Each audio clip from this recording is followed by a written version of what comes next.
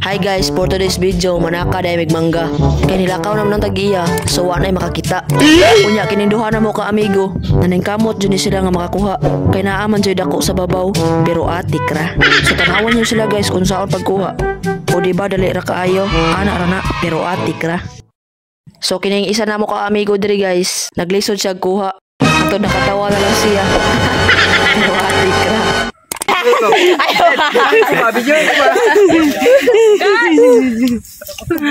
Maori ni pinakagwapo na mga amigo.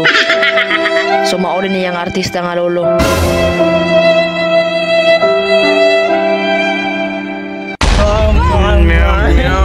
So guys, maori ning vlogger nga wa ni sikat, parang nasa babaw pero atik ra. So sawa pa madugay nakakuha ra gyud among isa ka amigo.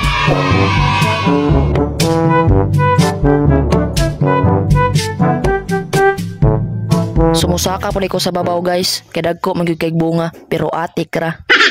Isaka na ko sa babaw guys, kita man na habog kayo, pero atik ra. So kami dito nakasaka sa babaw guys, nya giuyog-uyog pag nila ang sanga, itag mga hulog muguna, so atik ra. So presko kayong hangin diri sa babaw guys, murag isda. Oh hi!